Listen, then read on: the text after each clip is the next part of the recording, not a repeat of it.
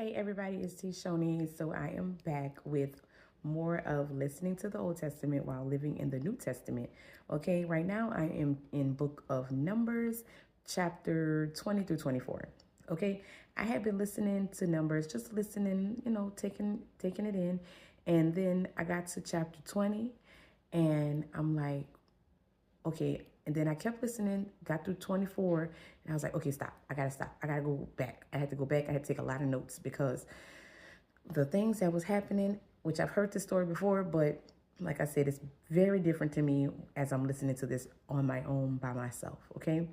And I asked God for clarity in his word, so he's giving it to me, okay?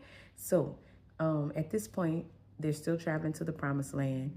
Aaron has passed away because Aaron and Moses were disobedient when God told them told Moses to speak to the rock when the people were murmuring about not having water. He told them to speak to the rock, and he came back down and he hit the rock. The water still came, but that's not what God told him to do.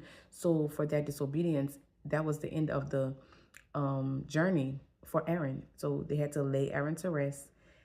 God told him his journey was done due to that disobedience, and his priestly duties were passed to his son. So to do a whole ceremony, go to the top of this mountain, and give the garments to his son. And Aaron laid, and he passed away.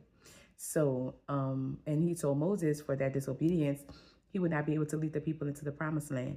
So now Moses is still guiding them, but by the time they make it to the promised land, Moses will not be with them anymore.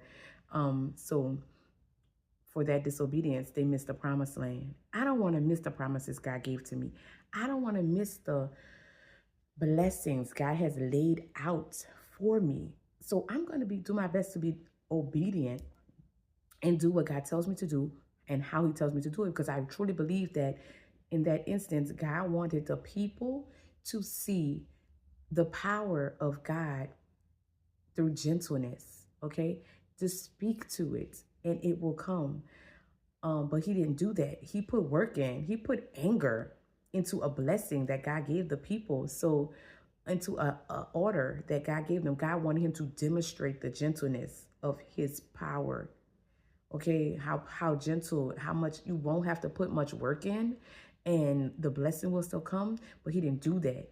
He hit the rock because he was irritated with people, and he missed out on the promised land. So let's not let the influences of others get us out of the will of God and do something that God did not tell us to do and make us miss the blessing that God has in store for us, okay? So keep your eye on the promised land and be obedient.